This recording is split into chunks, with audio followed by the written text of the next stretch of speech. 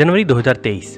भारत की एक कंपनी दुनिया के दिग्गज फुटबॉलर लियोनेल मेसी को अपनी ब्रांड एम्बेसडर नियुक्त करती है और बदले में 5 से 7 मिलियन डॉलर्स की भारी भरकम रकम भी पे करती है। इससे ठीक एक साल पहले यानी 2022 में यही कंपनी फीफा वर्ल्ड कप को स्पॉन्सर करती है और बदले में 40 मिलियन डॉलर्स जितनी बड़ी रकम खर्च भी करती है। और इन दोनों ही बातों के लिए कंपनी की वाहवाही न सिर्फ देश बल्कि दुनिया भर में शुरू हो जाती है। हर news channel, social media platform, अखबारों की हेडलाइन, इवन हर भारतवासी की जुबान पर सिर्फ इसी कंपनी का नाम होता है, लेकिन तारीफ से ज्यादा बुराई के भेस में। क्योंकि इससे कुछ ही हफ्ते पहले यानी जून 2022 में इसी कंपनी ने अपने 2500 से ज्यादा कर्मचारियों की छुट्टी कर दी थी, ये कहते हुए कि कंपनी का बजट कम है। तो फिर अचानक से ये बजट कहां से आया और आखिर क्यों सिर्फ 5 साल में फर्श से अर्श पर पहुंचने वाली ये कंपनी वापस से जमीन पर आ गिरी? कैसे एक सक्सेसफुल कंपनी का दिवाला निकल गया? इस कंपनी का नाम क्या है? क्या कारण है जो लगातार इस कंपनी की वैल्यूएशन गिरती जा रही है? क्यों सिर्फ एक महीने में कंपनी की 70% वैल्यूएशन कम हो गई? क्या है इसके गिरने, उठने और फिर से गिरने की कहानी? जानने के लिए वीडियो के लास्ट तक हमारे साथ बने रहें। हेलो दोस्तों, वेलकम टू एंटरप्रेन्योर स्टोरीज। आज हम बात कर रहे हैं बायजूस कंपनी की, जिसका नाम एक समय पर इंडियन क्रिकेट टीम की जर्सी और बच्चों के लैपटॉप, मोबाइल और कंप्यूटर की स्क्रीन पर चमका करता था। लेकिन आज बायजूस ये चमक खोता जा रहा है। इस कंपनी के ओनर है बायजूस रविंद्रन, जिन्होंने अपनी पत्नी दिव्या गोकुलनाथ के साथ मिलकर साल 2015 में as a flexi product Byju's learning app की शुरुआत की, जबकि इस कंपनी की पेरेंट कंपनी है थिंक एंड लर्न। इसकी शुरुआत रविंद्रन ने साल 2011 में ही कर दी थी। दरअसल रविंद्रन प्रोफेशन से एक इंजीनियर हैं। केरल के किन्नूर जिले के अजीकोडे नाम के एक छोटे से गांव से आने वाले रविंद्रन ने मलयालम मेडिकल स्कूल से अपनी पढ़ाई की शुरुआत की और IIM के एंट्रेंस में 100% मार्क्स लाकर हर किसी को हैरान कर दिया। रविंद्रन बायजूस से पहले वो एक रेपुटेड पोजीशन पर एम्प्लॉय रह चुके हैं। इसी दौरान उनके पास कुछ स्टूडेंट्स कैट प्रिपरेशन की रिक्वेस्ट लेकर पहुंचे और रविंद्रन ने इन बच्चों को कैट की तैयारी करवाना शुरू कर दिया। देखते ही देखते रविंद्रन के पास बच्चों की भीड़ लग गई और उन्होंने जॉब छोड़कर ट्यूटर बनने का डिसाइड किया। शुरुआत इन्होंने 40 बच्चों से की और बाद में जाकर इनके पास लगभग 25,000 के आसपास बच्चे हो चुके थे, जिन्हें कभी दिल्ली के इंदिरा गांधी इंडोर स्टेडियम तो कभी और किसी ऑडिटोरियम में रविंद्रन को क्लास देनी पड़ती थी। 2009 में इन्होंने कैट के online video based learning program शुरू किया और फिर 2011 में थिंक एंड लर्निंग नाम से स्टार्टअप लॉन्च कर दिया।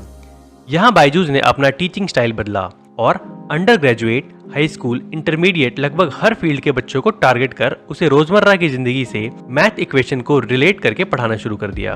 कंपनी चल पड़ी और 2012 में रविंद्रन की मुलाकात रंजन पाई से होती है। रंजन पाई ने रविंद्रन को ऑफर दिया कि वो उनकी कंपनी में 50 करोड़ इन्वेस्ट करना चाहते हैं, लेकिन इसके लिए उन्हें डिजिटल जाना होगा।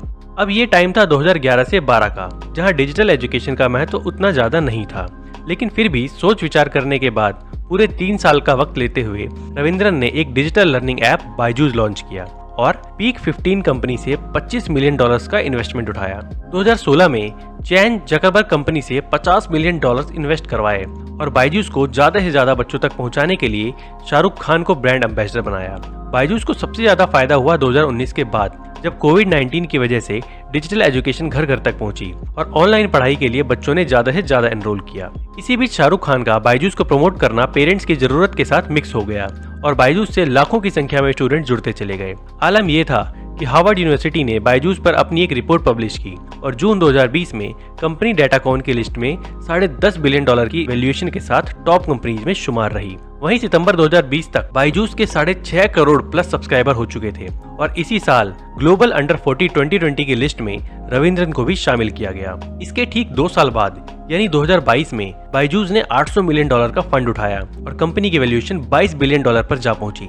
इस दरमियान कंपनी बिल्कुल जंगल में लगी आग की तरह भड़कती चली गई और अप्रैल 2020 से मई 2022 तक के बीच $6.5 बिलियन का फंड उठाया। मतलब अंधाधुंध पैसा और अपार कामयाबी बायजूस को मिलती चली गई। लेकिन रविंद्रन कहीं ना कहीं इस कामयाबी को संभाल नहीं पाए।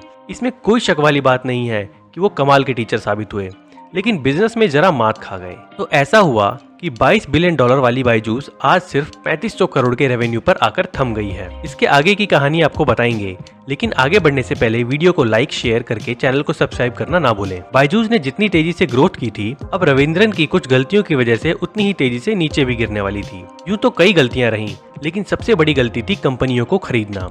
अपार पैसा जब मिला तो रविंद्रन ने स्ट्रेटेजी बनाई कि जो कंपनी जहां मिले जैसी मिले उसे खरीद लो, फिर चाहे वो देश में हो या विदेश में। इन कंपनियों में टॉप पर है व्हाइट हैट जूनियर, जो पहले से ही घाटे में चल रही थी। उसे बायजूस ने 30 करोड़ डॉलर्स में खरीदा और इस कंपनी ने बायजूस को 483 करोड़ के रेवेन्यू पर 118 करोड़ का घाटा दिया। आलम ये हुआ कि जो कंपनी पहले बच्चों को कोडिंग सिखाने के लिए आई थी, वो अब मैथ्स और म्यूजिक सिखाने लगी, जिस वजह से बच्चे टूटने लगे।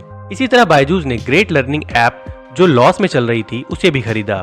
US based learning companies apps epic, osmo, tinker भी लॉस में थी और इन्हें भी बायजूस ने अपना बनाया। लगभग हर कंपनी जो बायजूस ने खरीदा वो उसे घाटा देकर चली गई, जिनमें से एक आकाश भी शामिल है, जो एक अकेली कंपनी मानी जा सकती है जिसने बायजूस को 1400 करोड़ के रेवेन्यू पर 80 करोड़ का प्रॉफिट दिया। कंपनी के डाउनफॉल में एक वजह प्रेशर भी पड़ा, जिसकी वजह से बायजूस के वर्कर से 12-12 घंटे काम लिए जाने लगा, जैसा आप इस वीडियो में सुन सकते हैं। तो मैं खुद ही से इनिशिएटिव भी आपको ले रहा हूँ कि सर आप प्लीज, आज भी मैंने आपको खुद फोन किया। दो हमसे नंबर में बात करो, हमको रीजन में बात मत करो। सर तो बात तो वही है ना, मेरे को नहीं सुनना है, अगर मेरे को नंबर बताओ किसका हुआ है बस। सर अगर सिर्फ प्रॉब्लम्स काउंट मेरे को नहीं सुनना है, only want to talk numbers, very simple. Sir बात वही है ना कि मेरे को नहीं सुनना है, मेरे को नहीं सुनना है, मेरे को नहीं सुनना है भाई, मेरे को नहीं सुनना है। ऐसा नहीं है कि बायजूस में ये प्रॉब्लम अचानक से रेज हुई या अचानक ही सब कुछ हुआ था, बल्कि बायजूस में सिस्टमैटिक प्रॉब्लम शुरू से ही थी। बस फर्क ये पड़ा कि 2020 में आए पैंडेमिक की वजह से प्रॉब्लम सॉल्व होने की जगह घातक बन गई और इसका सीधा सा असर कंपनी में काम करने वाले वर्कर्स पर पड़ा। सिर्फ एक मेल के जरिए किसी भी एम्प्लॉय को निकाल दिया जाने लगा, खुद से रिजाइन करने के लिए फोर्स किया जाने लगा, ज्यादा से ज्यादा कस्टमर्स यानी बच्चों को आकर्षित करने का टारगेट दिया जाने लगा।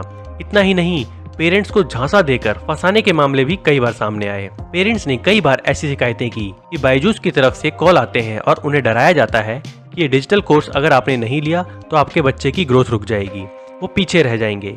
इस वजह से कई पेरेंट्स ने कर्जा लेकर भी ये कोर्स खरीदा। 2022 के बाद से सडनली कंपनी की ग्रोथ रुक गई और अप्रैल 2023 आते आते फाइनेंसर्स ने प्रेशर बनाना शुरू कर दिया। आकाश, जिसे बायजूस अपनी सबसे जरूरी कंपनी मानकर चल रही थी, उसकी तरफ से भी बायजूस पर यह आरोप लगे कि आकाश के अकाउंट से कंपनी ने अनऑथराइज्ड पैसा बाहर निकाला है। इसके बाद डेविडसन कैंपनर ने अपना लोन वापस मांगा, जिसे बायजूस अभी तक चुका नहीं पाई थी। इसके बाद ही बायजूस टेक्निकली डिफॉल्टर कर गया और आकाश भी इसके हाथ से निकल गया।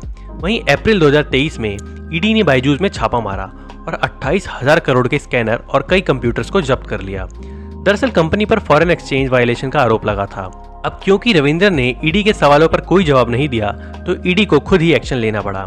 ईडी के अनुसार तलाशी में कई इंक्रीमेंट डॉक्यूमेंट डेटा सीज किया गया और 2011 से 2023 तक कंपनी ने टोटल 88,000 करोड़ रुपए का एफडीआई रिसीव किया, जबकि बायजूस ने 9,754 करोड़ रुपए दूसरे देशों में भी भेजे हैं। 24 मार्च 2022 को बायजूस ने फीफा को $40 मिलियन में स्पॉन्सर करने का भी ऐलान किया। वहीं जनवरी 2023 को बायजूस ने दिग्गज फुटबॉलर लियोनेल मेसी को अपना ब्रांड एम्बेसडर भी बनाया, जिन्हें ये कंपनी साल का 5 से 7 मिलियन डॉलर्स भी पे कर रही थी। अब जैसे ही ये न्यूज बाहर निकली, बायजूस की प्रॉब्लम शुरू हो गई, क्योंकि जनवरी 2023 से 1-2 हफ्ते पहले ही बायजूस ने अपने 2500 एम्प्लॉइज को कंपनी से बाहर कर दिया था। यही नहीं, 2023 की स्टार्टिंग में भी कंपनी 1000 कर्मचारियों को घर का रास्ता दिखा चुकी है। इस तरह करीब 3 से 4। नहीं सर, नो। आपको बात करनी है, आपकी भी नहीं बात सर, करनी हम है। सबके सामने बात करेंगे। जब सबके सामने निकाल रहे हैं तो बात क्यों अकेले ना करें? आपका प्रॉब्लम जो है नहीं वो सर, तभी मेरा प्रॉब्लम नहीं है। तो कहीं नहीं, सोम सर नहीं इतने सर। खाली नहीं है उठा। और हम ही इतने खाली नहीं कि हम सोम सर से बात करने हैं। सोम सर डीपी है बायजूस के, मेरे नहीं।